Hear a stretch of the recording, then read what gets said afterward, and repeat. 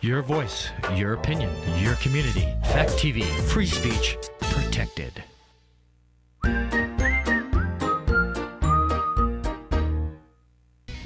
news, politics, business, sports, arts, music.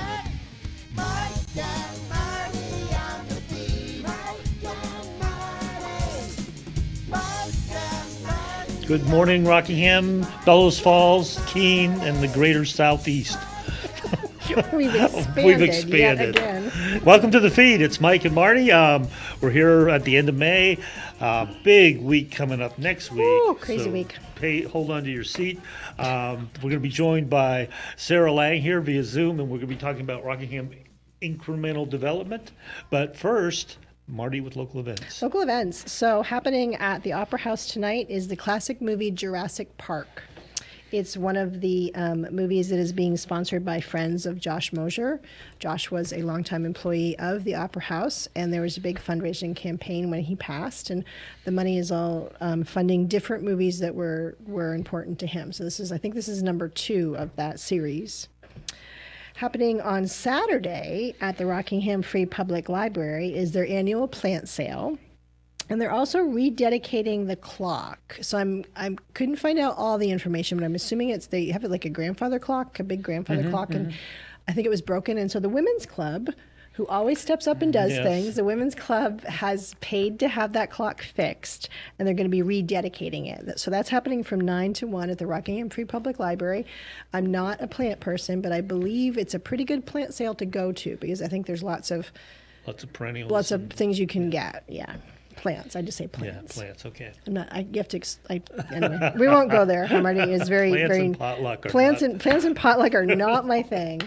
Okay, happening this weekend is Summer Bandwagon Next Stage concert series. The band is called Midwood, and that is happening at Cooper Field, which is 41 Sand Hill in Putney. If you're interested in going, tickets are available on the Next Stage website.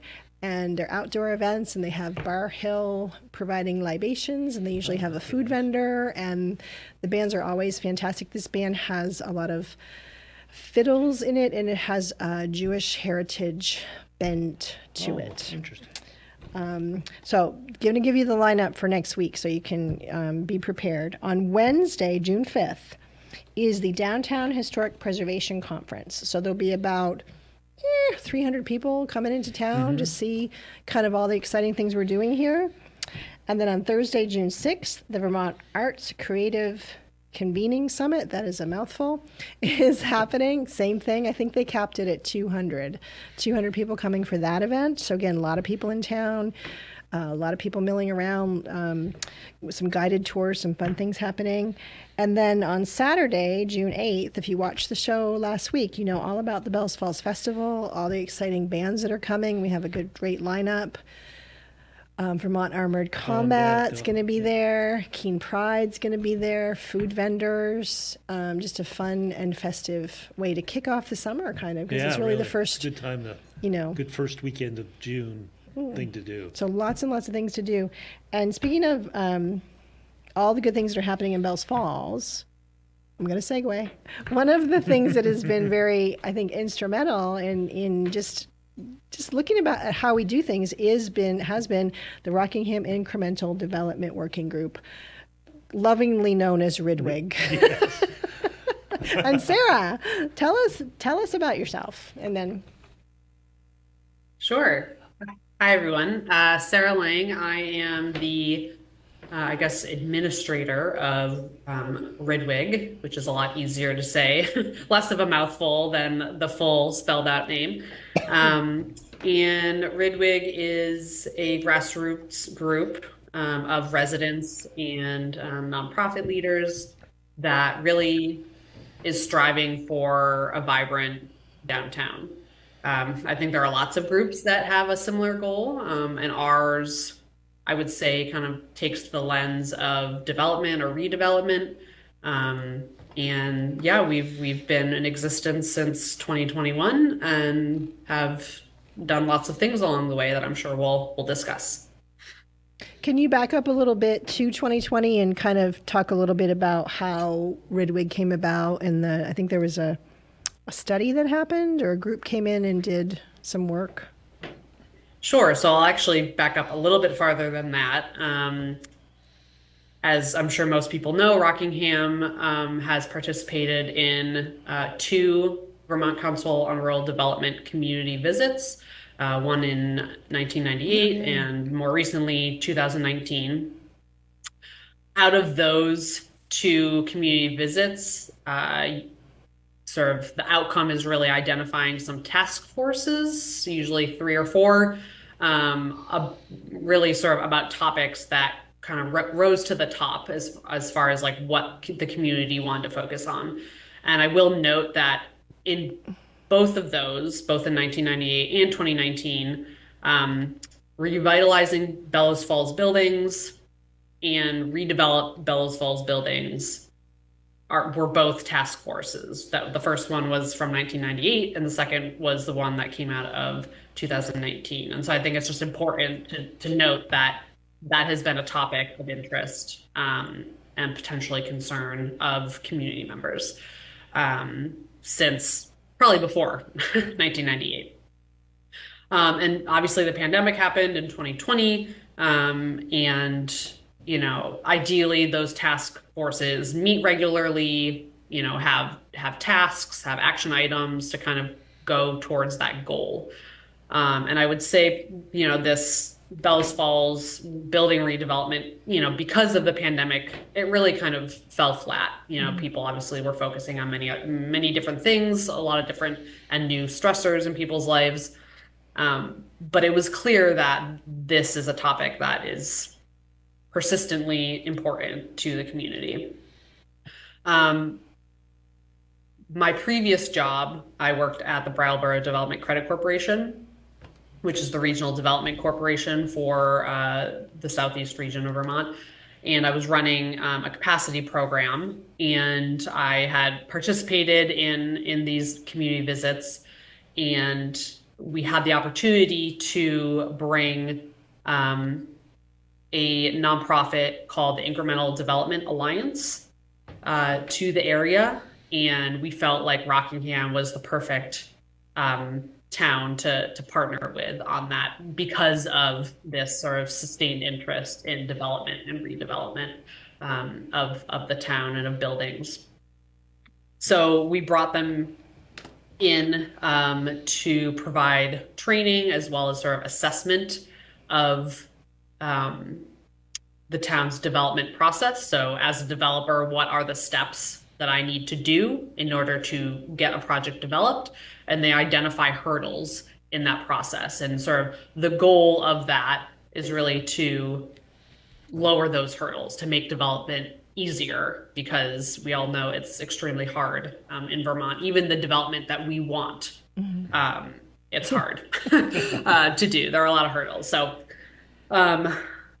I can talk in a little more detail about that if you'd like me to, but essentially the RIDWG kind of came after we had Incremental Development Alliance in town because there were just a lot of interest in this, and these residents really wanted to sort of carry on that mission that came out of having Incremental Development Alliance visit and do the trainings and the assessment. What would be can you explain incremental development? I mean, just the concept of incremental development in general terms so that people can understand.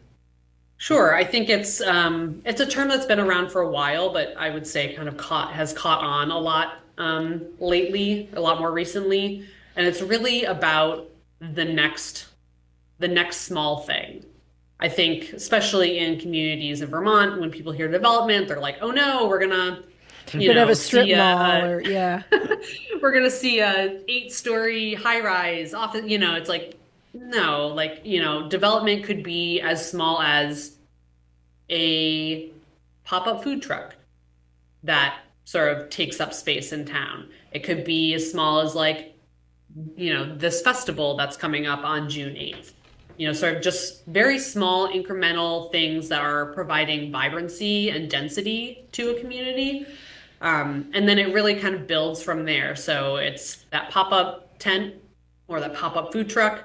And then maybe it's renovating, a vacant storefront is kind of like the next bit. If we want to like follow kind of the path of this restaurant, say, they start as something that just pops up to then they renovate a storefront to have a brick and mortar. And then, there's, as we know in Bellows Falls, there's a lot of spaces on sort of second, third floors that could be filled. And so it's kind of developing those. So we're adding sort of more things to downtown in spaces that already exist. And I would say incremental kind of goes up to like 3 or 4 stories is kind of as big as incremental development gets. But the concept is small steps. Mm-hmm. So small that you might not even realize that it's happening until it's happened, if that makes sense. Yeah, it does. Well, it does make sense. And it makes sense for like the ability to keep your community. This is kind of my understanding, and having gone to some of the early sessions, is the idea how you want to keep your community, you need to develop it. But if you want to keep that certain flavor, then both doing it incrementally and then laying the groundwork, because I remember they talked a lot about like making sure that your zoning laws are set up the way that you want them so that you can keep the big development out if that's what you want to do. Sure. And you can make sure that the smaller development can happen easily. So it Right. becomes a double-edged sword. And then you kind of keep more control over how your community goes. Because sometimes there's definitely been, I think, areas, not here, but towns where like, oh, it's gotten out of hand before the residents know it. So I think that's a perfect fit for what we want to have happen here. Yeah. Exactly. Especially in Bellows Falls. Mm-hmm. Yeah. I always use the example, and not to put Springfield down, but they did a lot of development in the 70s and 80s, but now it's sort of proven to be their downfall. Their downfall. Yeah, they're having a it's harder like everything's time. squirted out of town, and now the town's empty. Yeah, so Bellows Falls seems to have done not the opposite, but at least it has maintained its development into a really dense area. Mm-hmm. Yeah. Yeah, I think a big part of incremental development is the sustainability of it, right? So you don't want to build a huge factory or build a huge office building or a huge apartment complex that then you like can only fill for a certain number of years, or can't fill at all. Just based on our size. And so I think the incremental development key is like it's sustainable, and it's not going to feel out of place. It's not going to feel like we're in a different town now. Like I said, you're barely going to notice it, and it's sustainable.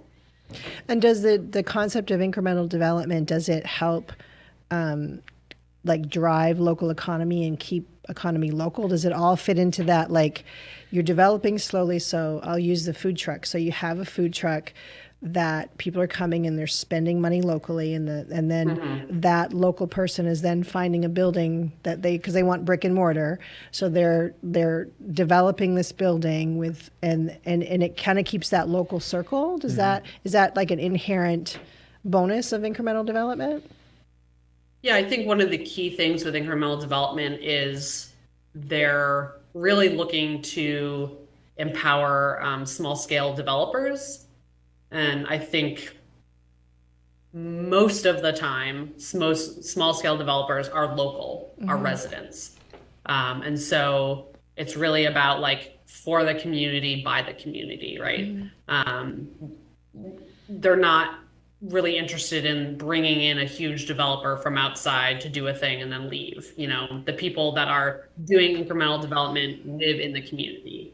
So they know the values, they know what people want, what they don't want, sort of where everyone's at as far as their tolerance for development. And yeah, it's really about sort of like for the community, by the community. I like that. That's a good way to sum it up. I've been trying to figure out how to give like an elevator speech pitch for RIDWG, because it's a little. I mean, it's a mouthful to say, and it's a little confusing. It is. So what projects are you currently working on? or what's in the hopper right now?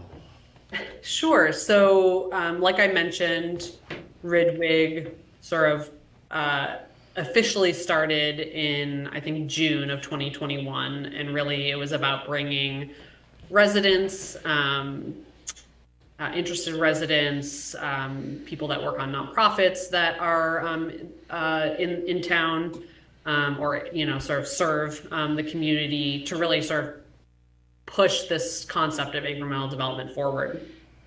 And I would say that the group has kind of evolved over the years. I think it sort of started out as like really wanting to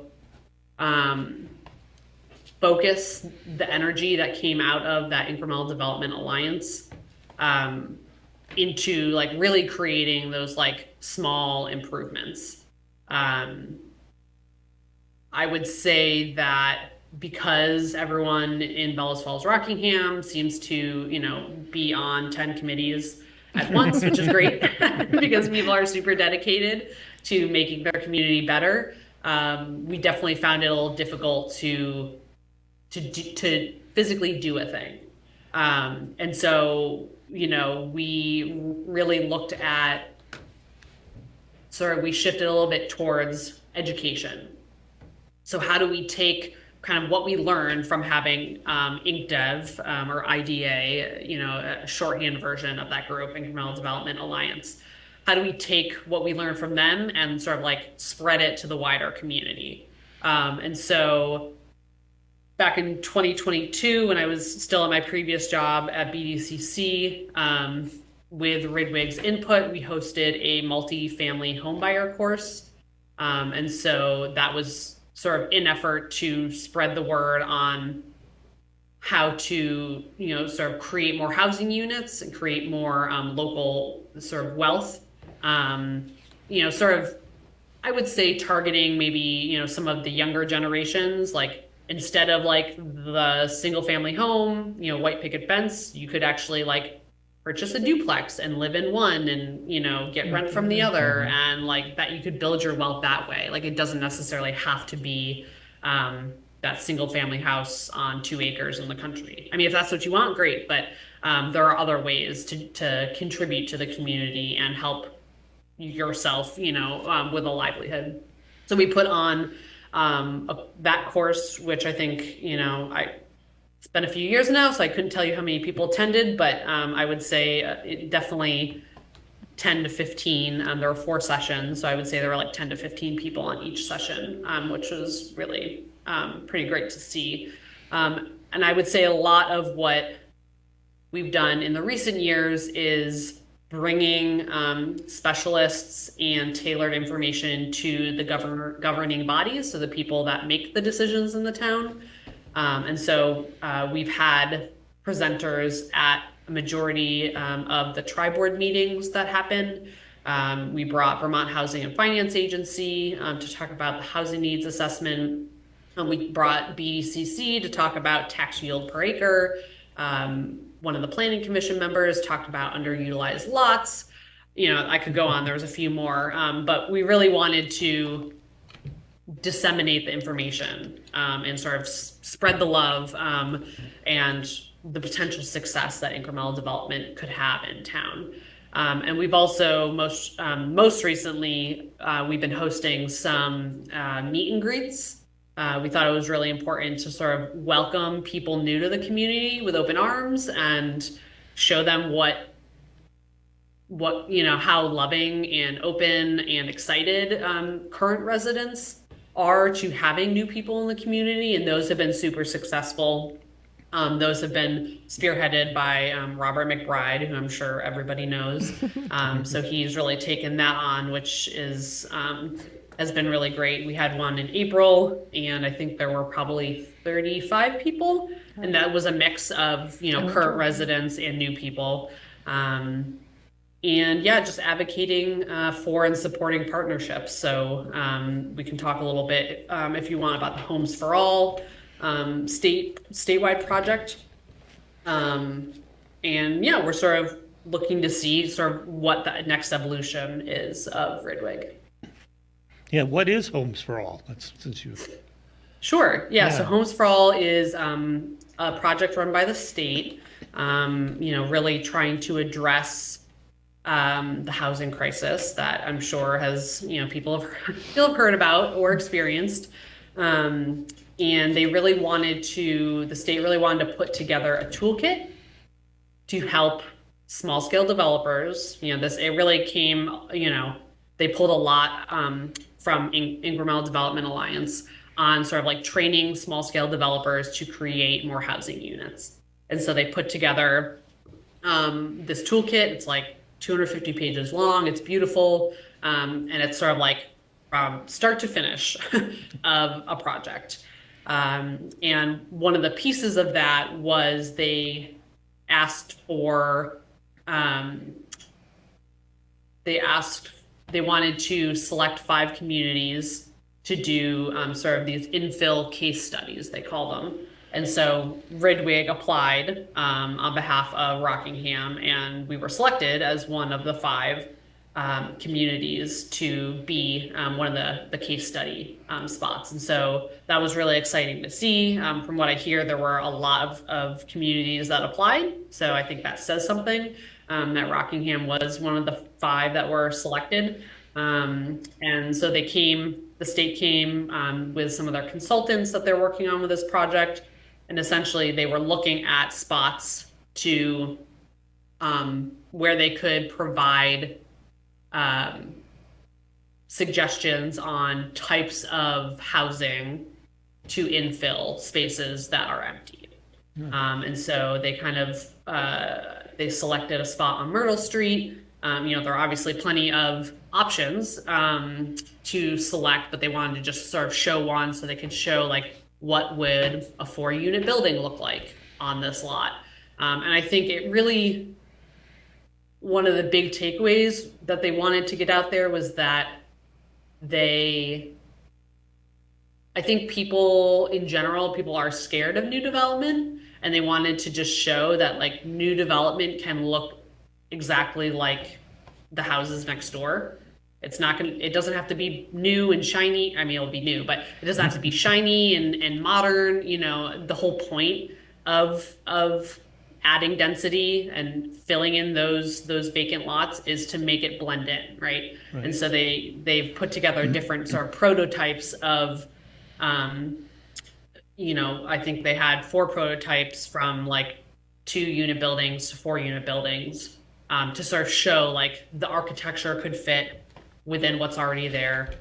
And it's still continuing, sort of the outcomes from that process. Actually, I am presenting with Amy Tomaso at the Downtown and Historic Preservation Conference about, we're doing a session on the Homes for All toolkit. I'm going to present a little bit about RIDWG, and also John Dunbar is going to present a little bit because he is a small scale developer in town, and sort of how this all has worked together over the past year or 2. So you'll do that next Wednesday at the conference? Yep. Yeah. And is it a PowerPoint or some sort of architectural presentation, or what's the product, I guess? Yeah, so Amy will present on the physical toolkit itself, and sort of the process I just outlined. I mean, she'll do a much better job because she lived and breathed the Homes for All project.